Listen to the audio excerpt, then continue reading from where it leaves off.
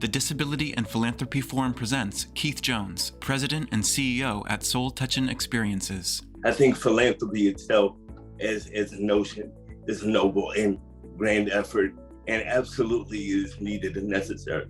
I think where we're doing it right is you're having this discussion. You are talking about economic and disability justice. I think what can happen is that we need to understand that the people who have the money and the people who need the money don't necessarily run in the same circles. And the people who have access to the money are not necessarily interested in the people who need the money. There is a nonprofit industry. The question about this movement is, where are we moving to? This should not be a perpetual ongoing thing. There is, when you talk about economic policy, you talk about philanthropy, the hope is that those people who are making the decisions are using their intelligence versus their emotion in terms of saying, how can we address an issue that we know is systemic? We have understood poverty and segregation of people with disabilities and multi-marginalized communities is foundational to this country. Philanthropy has the ability to do some things on the margins. What we can do is underpin the fact that some of these issues are money-making for some people who are very interested in making money. They're not here to stop disabled people from being homeless or undereducated or underhoused, or underemployed.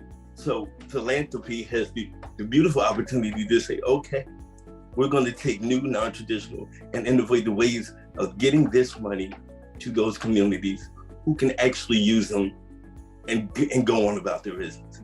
Nobody wants to be in a perpetual state where they have to constantly come back because we have just enough to do something, but not enough to do nothing.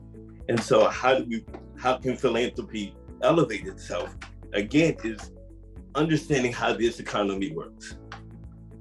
We have not been a manufacturing-based economy for almost 40 years. We are a service-based and information-based economy. That means that the 60 million people who are disabled, or those large parts of the community who can participate with some minor accommodations, can actually assist themselves and the philanthropic community in elevating those things in which they are funding.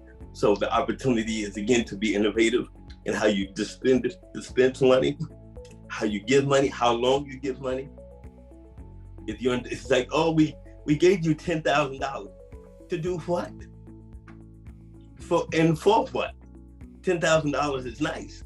$10,000 is I have to pay rent, pay a staff person, get transportation, get the community to come out because they don't trust us, and feed them because clearly we understand what the issues are.